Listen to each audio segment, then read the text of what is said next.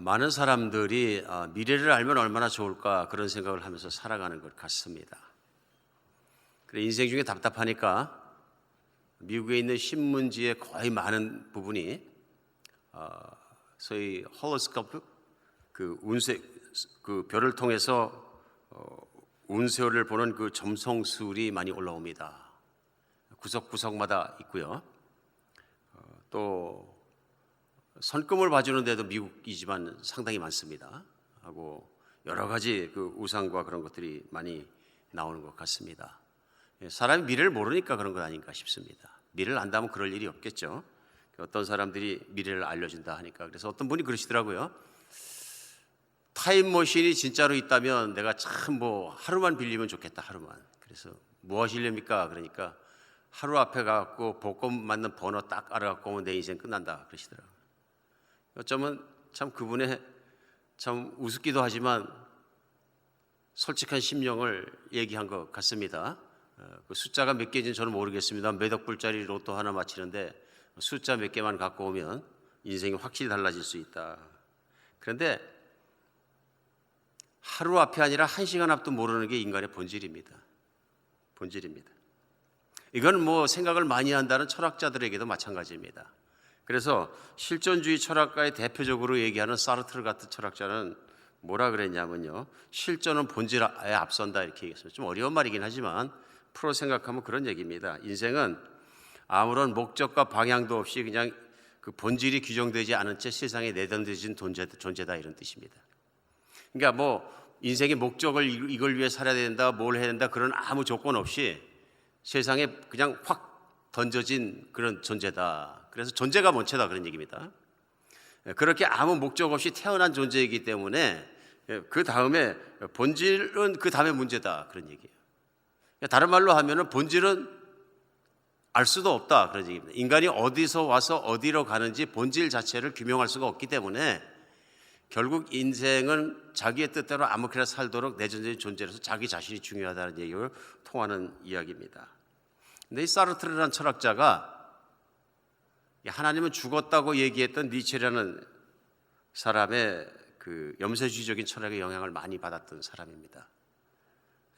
사람이 마음대로 하나님은 죽었다고 선포할 수가 없는 것이죠. 이제 그런 선포의 중심에 무엇이냐면 인간을 신으로 보는 것이죠. 자기의 존재를 신적 존재, 영원한 존재로 봤기 때문에 그런 것인데 그 생각의 모순점은 무엇이냐면 자기가 영원하지 않은 것이죠. 자기가 전능하지 않은 것이죠. 결국 인간이 인간 자신에게 초점을 맞추면 맞출수록 오리무중으로 빠져버립니다.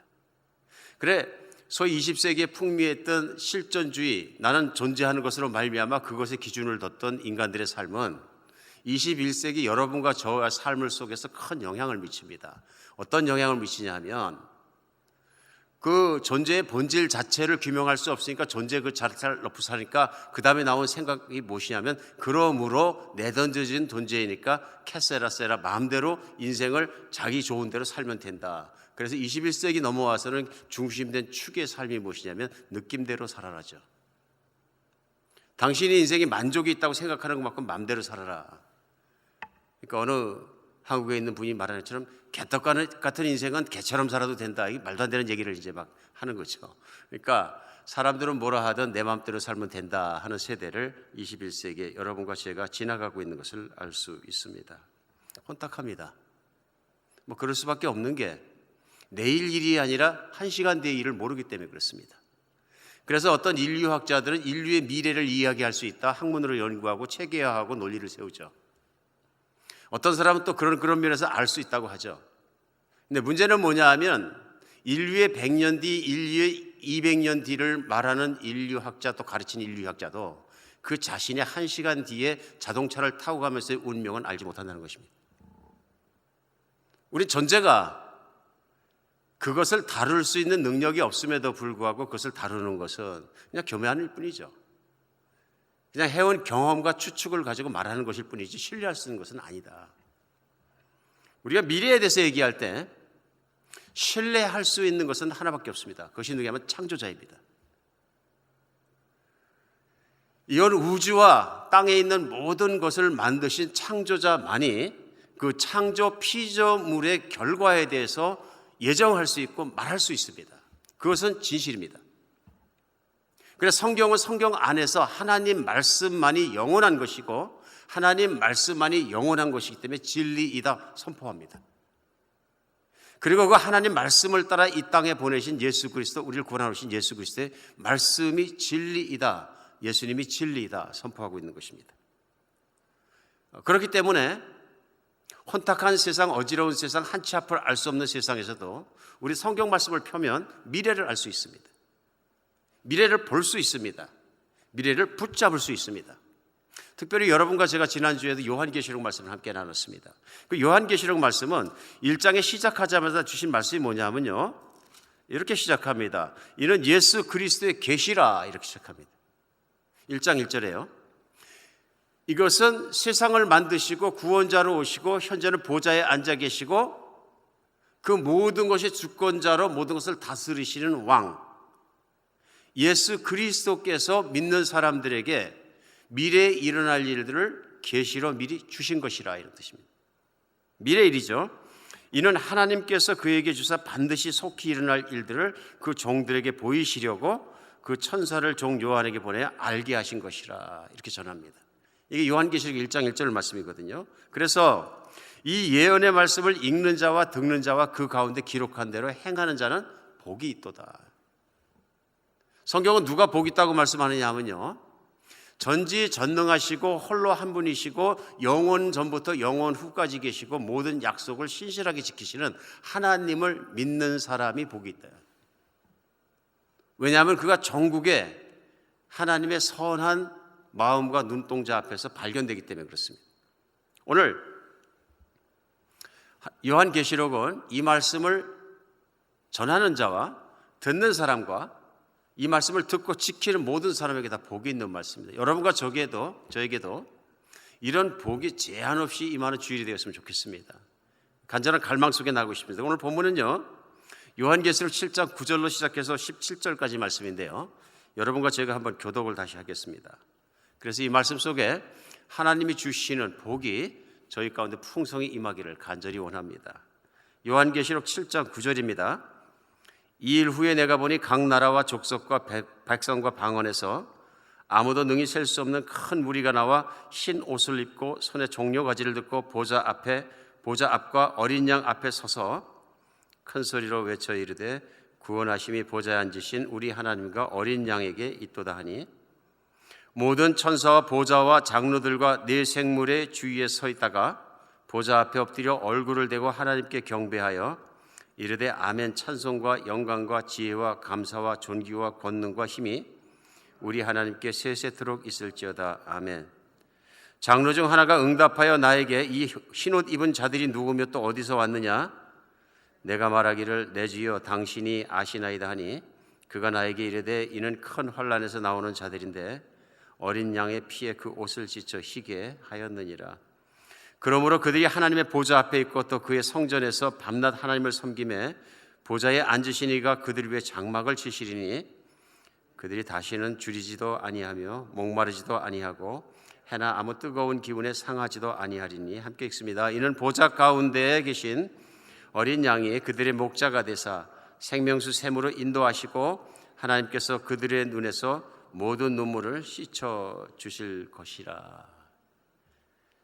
오늘 요한계시록 7장 9절은 시작하면서 2일 후에 하는 말씀으로 시작합니다. 2일 후에. 그러니까 오늘 이 본문 말씀 앞에 일어난 일을 얘기하고 있는 것입니다. 그래서 2일 후에서 위를 보면 7장 시작하면서 1절 가운데도 마찬가지로 나옵니다. 7장 1절에도 2일 후에 하고 또 시작됩니다. 그러면 이것은 7장 앞에 일어난 일 후에입니다. 그래서 우리는 6장으로 돌아갈 수밖에 없습니다. 그래서 6장을 돌아가서 보면 6장 1절에는 어린 양이 7인중을 하나를 떼셨다 이렇게 시작합니다. 그 이전에는 뭐냐면요, 사도 요한이 천국에 들림을 받아 올라가서 영광 받으신 예수 그리스도의 모습을 보게 됩니다. 그런데 그 손에 두루마리에 7인으로 봉인한 두루마리를 들고 있습니다. 그래서 누가 그것을 뗄 수 있느냐, 미래를 어떻게 말해줄 수 있느냐 했을 때 예수 그리스도께서 6장에서는 봉인을 하나씩 떼십니다. 미래를 보여주시는 겁니다. 인간은 우리 화두에 말씀드린 대로 한 치 앞을 모르는 존재입니다. 무능력한 존재입니다. 미래에 대해서는 자기가 뭘 어떻게 개척할 수 없는 존재입니다. 그런데 하나님께서 인류의 미래를 미리 보여주십니다. 그래서 인을 떼시는 것이 복입니다. 여기서 또 예수 그리스도께서 그 모든 인류의 미래를 손에 붙잡고 계시다는 걸 믿는 것이 복이고 은혜입니다. 미래는 주님 손에 들려 있습니다.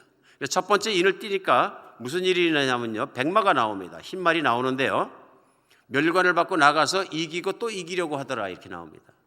두 번째 인을 띄니까 이번에는 또 다른 말이 나오는데요, 붉은 말이 나옵니다.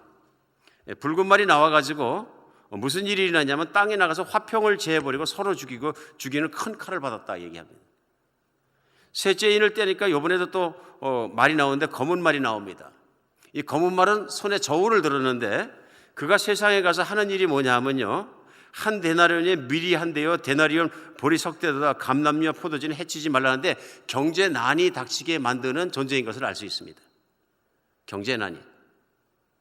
넷째 인을 떼니까 또 무슨 일이냐면 청황색 말이 나오는데요, 그 탄자의 이름이 사망이니 음부가 그를 따르는데 땅의 4분의 1이 권세를 얻어 검과 흉년과 사망과 땅의 짐승들로 말미암아 죽이더라.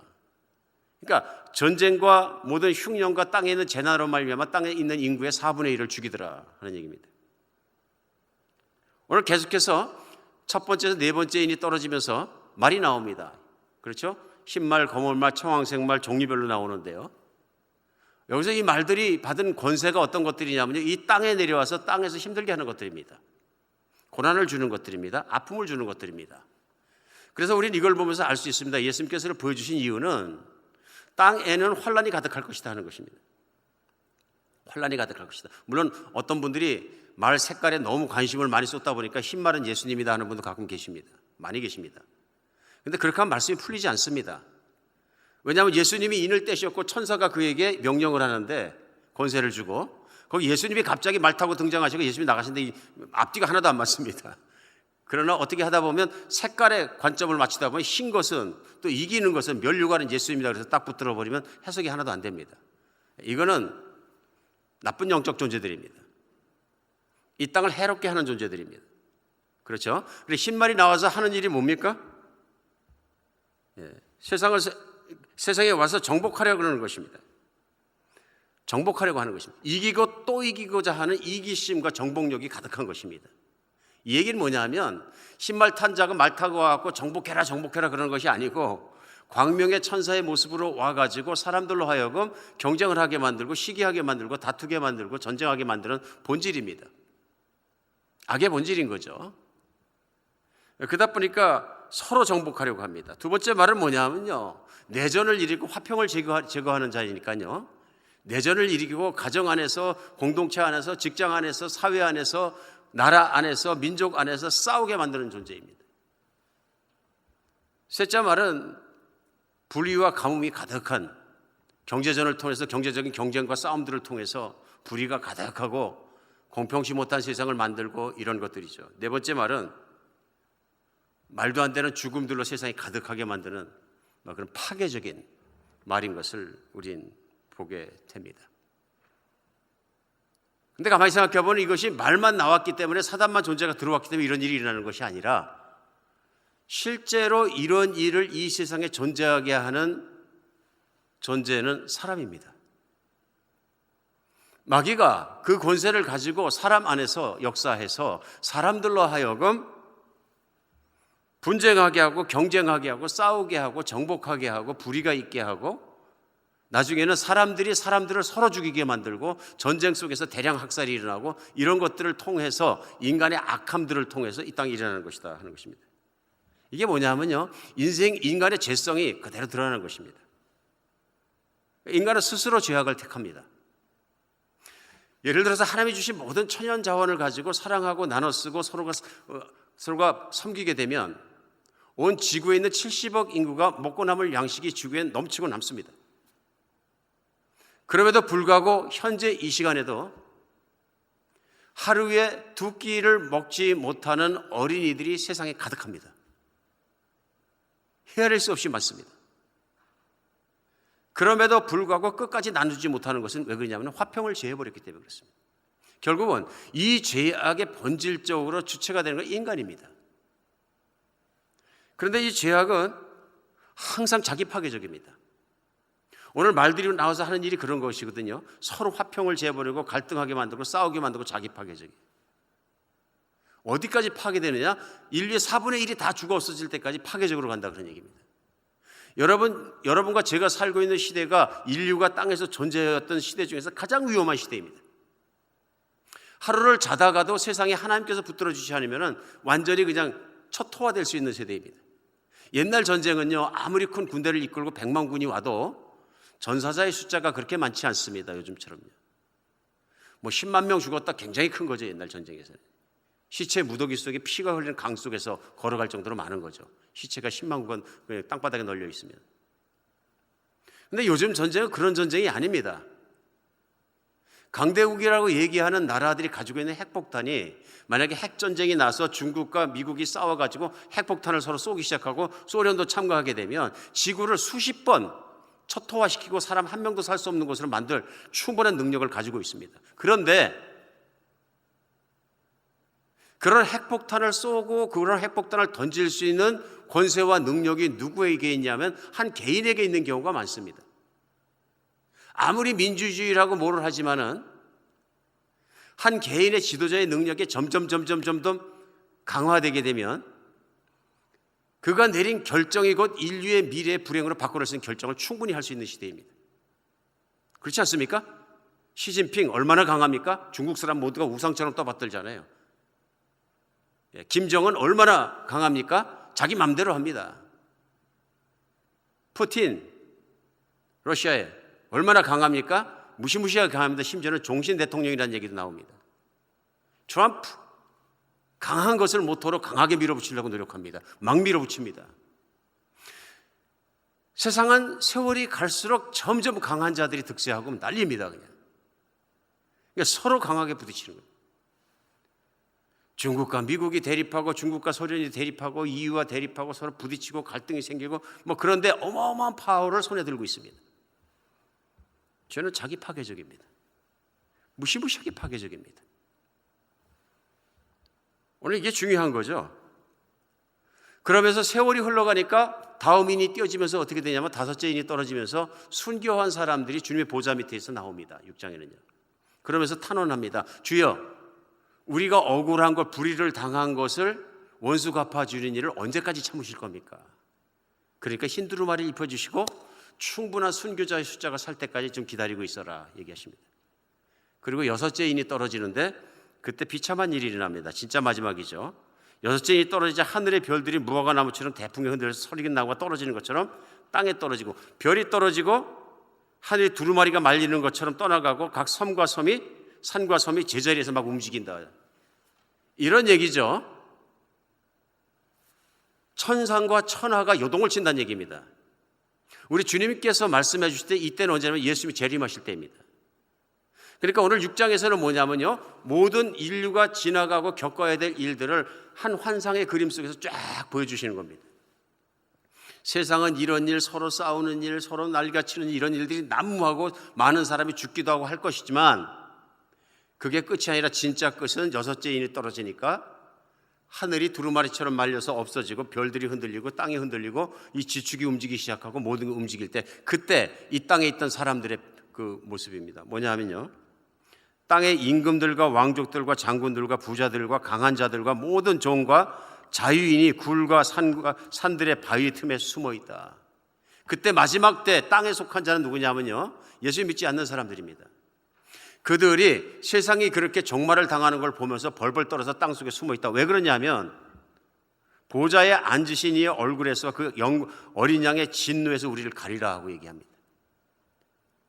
산들과 바위들에게 말해서 그것들이 다 떨어져서 우리를 차라리 그분에게서 안 보이게 해달라 이렇게 얘기합니다. 그 얘기 무슨 뜻이냐면요, 마지막 시대의 심판의 자리에 앉으신 하나님과 어린 양 예수 그리스도의 모습의 그 진노의 모습이 두려워서 참을 수 없다 그런 얘기예요. 더 이상은 긍휼이 없고 더 이상은 용서가 없습니다.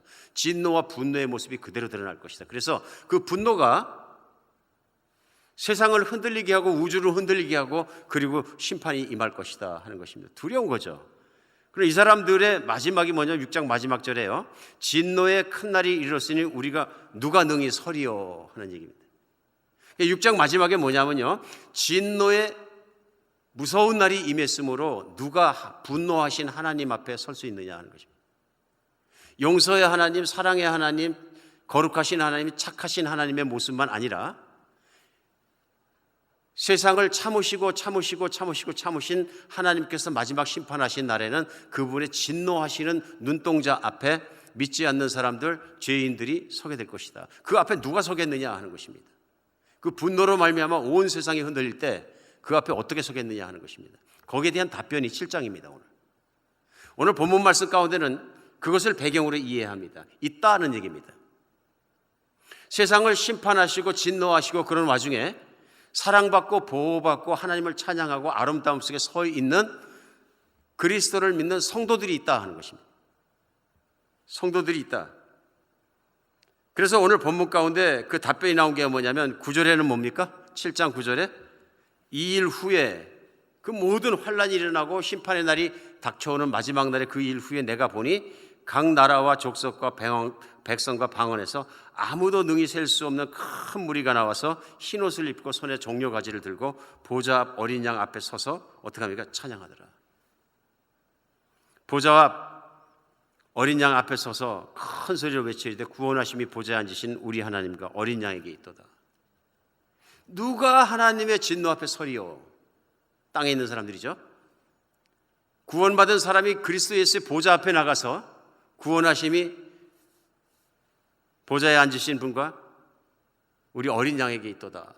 종려나무 흔들고 찬양하고 기뻐하면서 노래하며 가장 행복해하는 사람들이 있다. 누구입니까? 그리스도인들이다.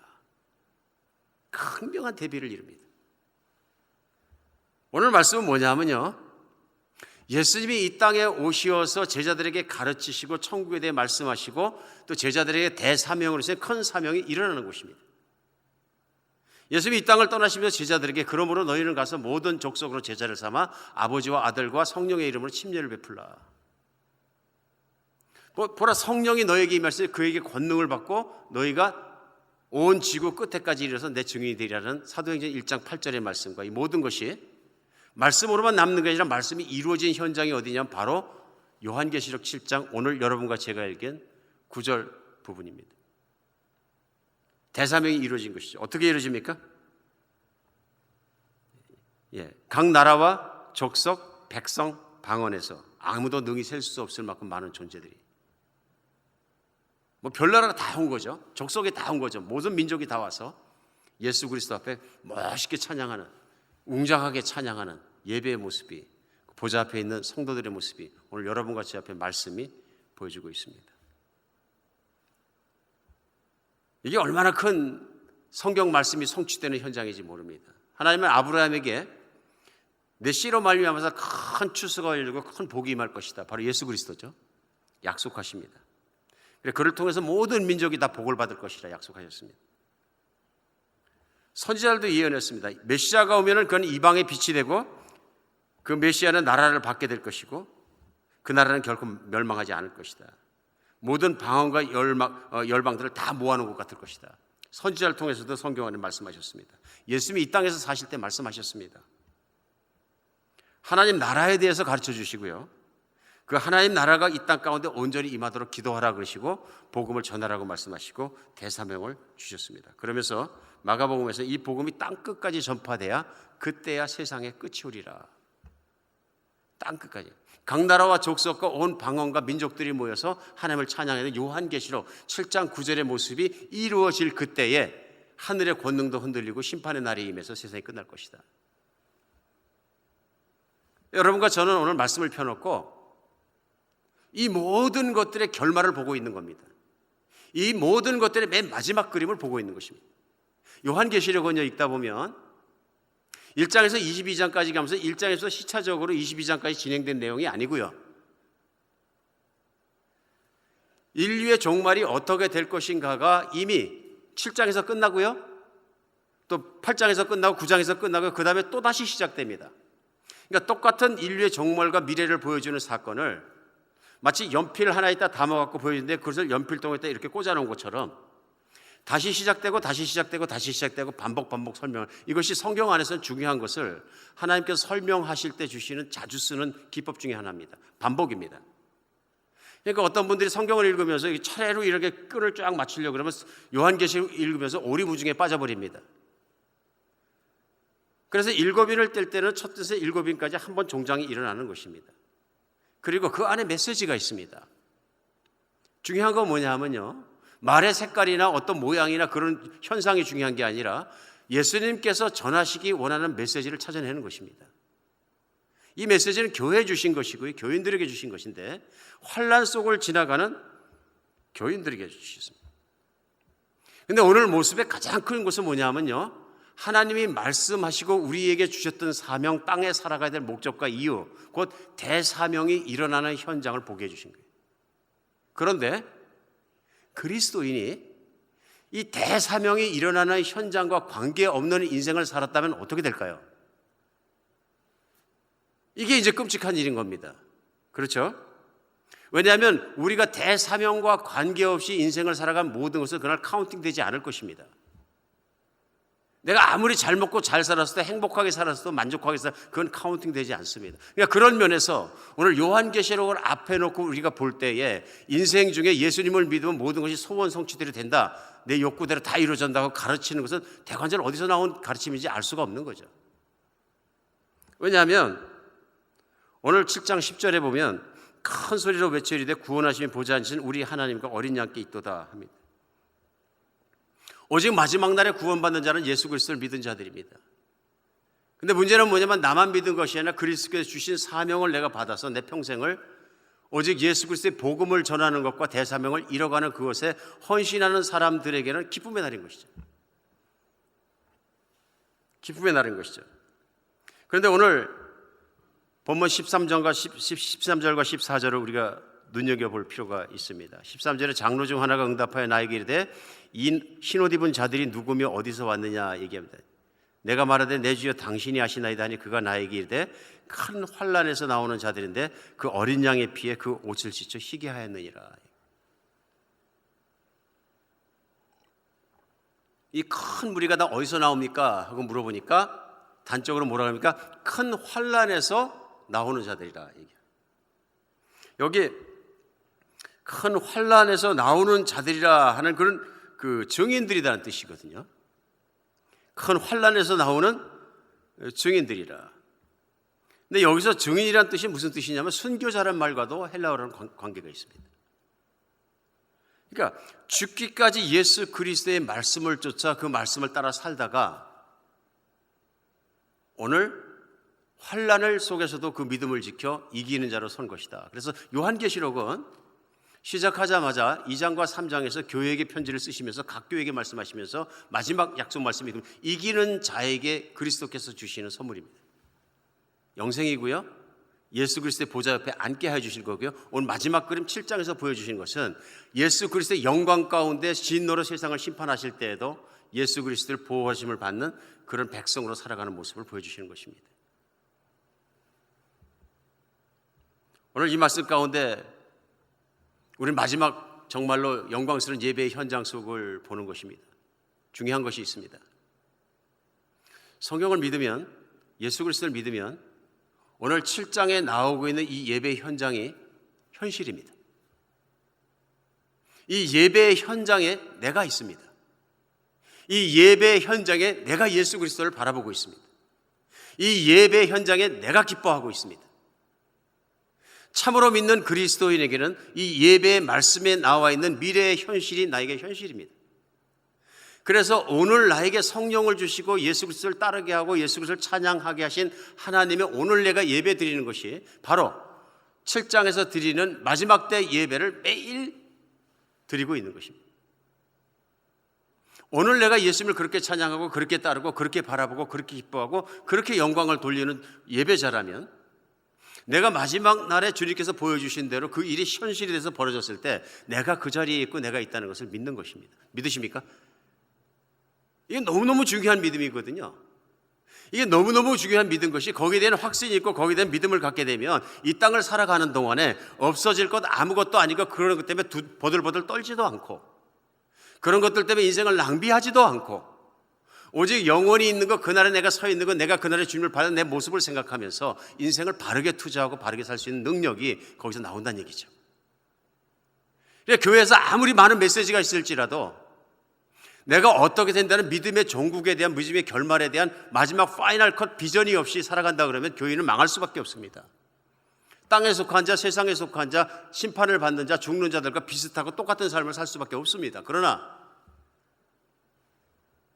오늘 요한계시록 7장에 나와 있는 이 말씀 속에서 나를 발견할 수 있고 내가 거기 있는 걸 믿을 수 있고 내가 확신하면서 붙잡을 수 있다면 오늘의 인생에서 달라질 수밖에 없다, 그런 얘기입니다. 오래전에 위튼 대학교를 졸업한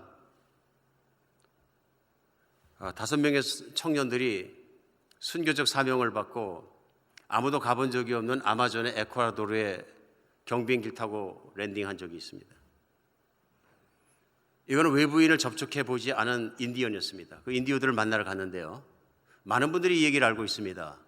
비행기가 강변에 착륙을 하고 인디오가 나오니까 손짓하고 반가워했는데 결국은 인디오들이 창을 들고 들이닥쳐가지고 이 5명을 다 죽여버립니다. 뭐 그야말로 선교를 해보지도 못하고 그냥 랜딩해갖고 바로 순교한 것입니다. 그런데 시간이 좀 경과한 후에 미국에 있는 기자가 들어가서 현장을 조사하고 돌아와서 미망인들에게 물었습니다. 그 중에 젊은 아내가 되는 자매님들도 계시기 때문에 물었습니다. 왜 하나님은 이런 일을 하셨을까요? 결국 당신의 남편들은 값없는 긍휼을 받지 못했습니다. 당신은 설명할 수 있겠습니까? 왜 선하신 하나님은 이 인도들에서 선량한 당신의 남편들 다 죽게 하셨을까요? 공격적인 질문입니다. 그랬더니 부인 중에 한 분이 대답을 했습니다. 뭐라고 했냐면요, 선생님, 제가 이해시켜 드려야 할 것 같은데요, 하나님은 제 남편을 불순종의 가능성으로부터 구원하셨습니다. 여러분, 크리스찬이 가장 두려워할 것은 죽음도 아니고, 크리스찬이 가장 두려워할 것은 정말로 가난하게 되는 것도 아니고 병에 걸리는 것도 아닙니다. 가장 두려워하게 될 것은 불순종입니다. 불순종입니다. 그 짐 엘리엇이라는 일행 중에 한 명이 인디오들에게 가기 전에 마지막으로 그 아내에게 이런 질문을 했습니다. 아내가 이런 질문을 했습니다. 남편에게, 짐, 만약 당신이 집으로 못 돌아온다면 어떻게 하실래요? 그때 대답했습니다. 여보, 만약 하나님이 그 길을 원하신다면 나는 아우카 부족을 위해 내 목숨을 기꺼이 드릴 거예요. 만약 하나님이 그 길을 원하신다면 여보, 당신은 다른 길을 원합니까? 아내가 여기서 할 말을 잃었습니다. 물론 젊은 남편은 나가서 순교했는데요, 감동적인 스토리가 있습니다. 아내가 여기서 끝나지 않고 남편을 대신해서 아우카 부족에게 다시 나갔습니다. 현실은 무엇이냐면 아우카 부족이 회개하게 되고 회심하게 되고 전 아우카 부족이 다 크리스찬으로 돌아왔습니다. 오늘은 하나 있던 그 딸도 선교사로 일하고 있고 아마존에 사는 종족 중에서 가장 잘 믿는 교회가 있는 지역으로 바뀌어버렸습니다. 신문기자가 그걸 어떻게 이해하겠습니까? 신앙이 없다면 그걸 어떻게 이해하겠습니까? 그러니까 신문기자 표현한 대로 한다면 what a waste!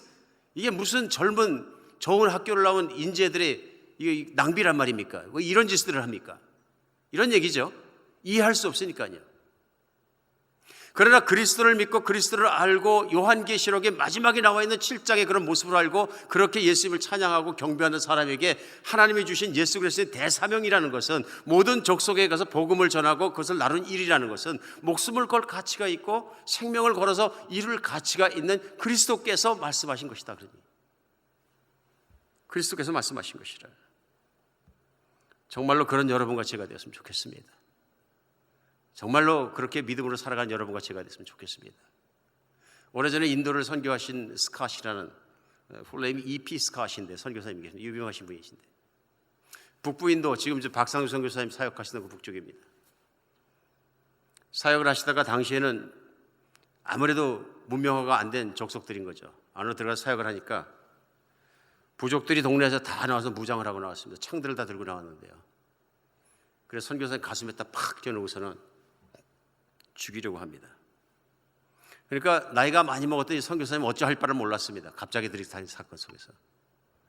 근데 마침 전도하려고 들고 다니면서 음악을 해주시던 바이올린을 들고 다니시는 데 있었어요. 그러니까 더듬어서 바이올린을 열어가지고 눈 딱 감고 연주하면서 찬양하기 시작했습니다. 물론 그들의 그 언어로 찬양을 했습니다. 주 예수 이름 높이여 다 찬양하여라. 금면류관을 들어 만유의 주 찬양. 금면류관을 들여 만유의 주 찬양. 뭐 마지막이라고 생각하시고 열심히 찬양하시고 눈물 흘려 반주하시면서 노래를 불렀다 그래요. 그래서 언제든지 이제 창끝이 들어와서 죽었겠지 그러고서는 순교할 각오를 하고 반주를 하고 노래를 하셨는데 3절까지 다 불렀는데 아무 반응이 없더래. 눈을 뜨고 보니까 그 납치자들이 손에서 그들의 눈물이 떨어지는 걸 닦는 것을 본 거예요. 도저히 이해 못하는 현상이 일어난 거죠. 현실적으로. 그때 그 중에 한 사람이 얘기합니다. 그 가사 속에 나와 있는 그분을, 예수를, 그분에 대해서 좀 얘기를 해주세요. 그랬더니 선교사님이 그분은 모든 이름 위에 높으신 분입니다. 어떤 이름 위에서 높으신 분이시, 가장 높으신 분이십니다. 그러면서 그 마을로 초청을 받아서 들어가서 복음을 전하게 됩니다. 그 마을에 세운 교회가 아직까지 내려오면서 많은 부흥을 일으켰다고 합니다. 이게 승리인 거죠. 믿음으로 마지막 날의 그 모습을 보면서 우리가 살아가면서 오늘 승리할 수 있는 것은 믿음에서 나오는 것입니다. 오늘 정말로 여러분과 제가 요한계시록 7장에 나와 있는 주님 앞에 드리는 예배의 현장이 나의 현실이 되는 역사가 있으면 좋겠습니다. 만약에 내가 그런 승리 속에서 지금 살고 있지 못하다면 우리는 퀘스천해야 돼. 왜 내가 그렇게 살고 있지 못하지? 내가 마지막 찬양하는 그 자리에 서 있는 것처럼 정말 주님과 함께 영원히 살아가는 삶을 앞에 놓고 찬양하는 것처럼 내 미래의 모습대로 오늘 살 수 없는 것일까? 오늘 정말 참 믿음이 살아나서 내 미래의 모습을 확실히 밀고 그 정말로 요한계시록의 말씀을 내 가슴속에 확실히 믿어서 오늘의 삶이 내가 사라지는 믿음의 은혜가 있기를 간절히 바랍니다. 그날에는 목숨 바쳐 뛰었던 대사명도 다 끝날 것입니다. 인생을 바치고 모든 것을 뛰어갔던 사명의 현장도 끝날 것입니다. 우리 그날을 바라보며 찬양할 수 있는 여러분과 제가 됐으면 좋겠습니다. 오늘 우리 다 같이 찬양할 터인데 이 찬양이 그냥 찬양이 아니라 주님 앞에 드리는 마지막 찬양처럼 또 요한계시록의 말씀처럼 그날에 내가 주님 앞에 드리는 본문에 있는 찬양처럼 그렇게 찬양했으면 좋겠습니다. 구원하심이 보좌에 앉으신 우리 하나님과 어린 양에게 있도다. 찬양할 때 우리의 찬양이 열리고 믿음이 열리고 보좌가 열리고 모든 것이 열리고 미래가 열리고 정말 주님께서 앉아 계신 보좌를 향해 찬양하고 그때 우리에게 임하는 분명한 변화가 있습니다. 만약에 오늘까지도 내가 믿음으로 바로 살지 못한 분이 계시다면 오늘 성령의 역사하심 가운데 거기서 나를 발견할 수 있고 나를 붙들 수 있고 내 인생이 한꺼번에 살아날 수 있는 깨어나는 그런 날이 되었으면 좋겠습니다.